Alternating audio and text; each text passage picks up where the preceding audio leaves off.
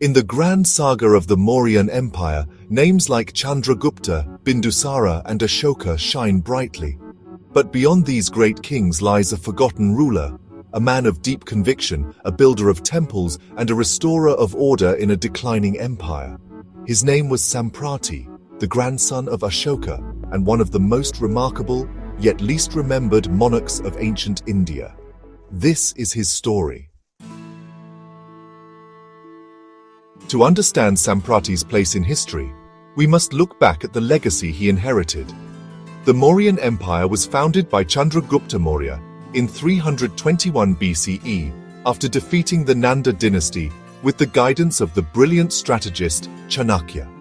Chandragupta's reign laid the foundations of an empire that stretched across much of the Indian subcontinent. His son, Bindusara, expanded the empire further, and Bindusara's son Ashoka would go on to become the most iconic Mauryan emperor. Ashoka, after the bloody conquest of Kalinga, embraced Buddhism and spread its message far and wide. His rule marked a shift toward moral governance and religious tolerance, encapsulated in his famous edicts inscribed across the subcontinent.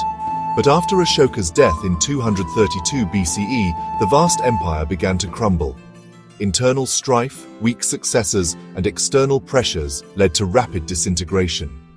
It is in this turbulent backdrop that Samprati emerged, striving not only to preserve the Mauryan realm, but to rekindle its moral and spiritual flame. Samprati was the son of Kunala, Ashoka's blind son. According to historical sources, Kunala was initially the heir to Ashoka, but was blinded in a conspiracy, possibly orchestrated by Tishyaraksha, Ashoka's last queen. This tragedy disqualified him from ascending the throne. However, Ashoka, moved by his son's misfortune and virtue, declared Kunala's son, Samprati, as a potential successor. Yet after Ashoka's death, Dasharatha, a different grandson of Ashoka, became emperor. When Dasharatha died childless, Samprati eventually took the throne. While exact dates vary, most scholars place Samprati's reign around 224 to 215 BCE. He likely ruled from Pataliputra, the capital of the Mauryan Empire. Though sidelined initially, Samprati's ascent to power marked a period of religious revitalization and imperial restoration. Perhaps the most unique aspect of Samprati's rule was his devotion to Jainism. Unlike Ashoka, who championed Buddhism, Samprati was a staunch follower of the Jain faith. He was initiated into Jainism by Acharya Suhastin, a prominent monk of the Sthanakavasi sect. According to Jain texts like the Prabandha Chintamani, Samprati not only adopted Jain principles, but became a Chakravartin, a universal ruler who governed with righteous dharma. Jain traditions even compare Samprati's commitment to that of Ashoka's toward Buddhism.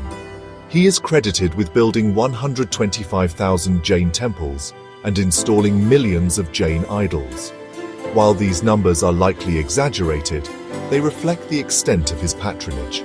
He also facilitated the spread of Jainism into regions where it previously had limited influence: southern India, Saurashtra, and even Kashmir.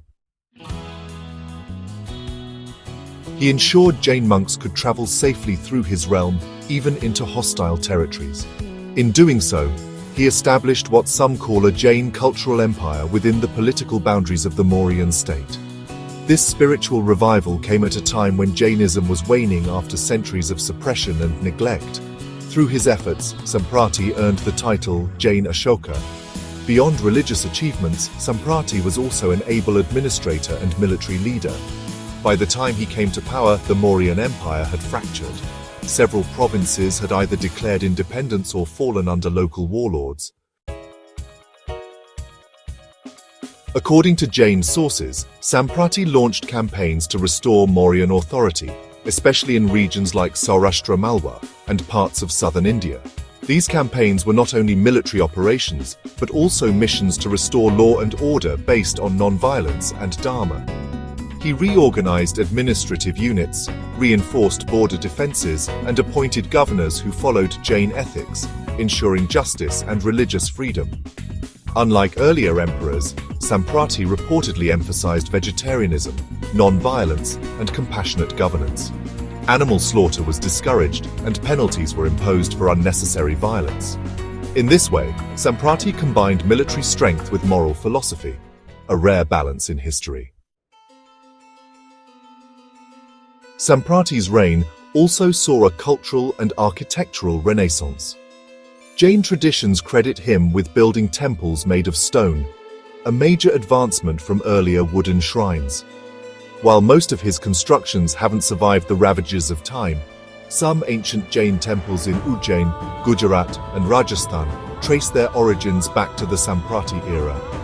He also supported Jain literature, sponsoring works in Prakrit and Sanskrit. Jain monks under his patronage compiled scriptures, commentaries, and ethical treatises. These literary endeavors helped preserve Jain philosophy through subsequent centuries of turmoil.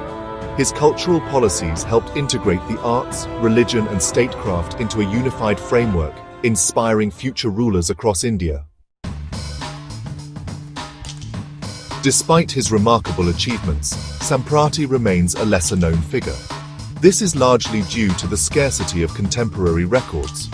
Unlike Ashoka, who left behind rock edicts and inscriptions, Samprati's deeds are primarily recorded in Jain texts, written centuries later.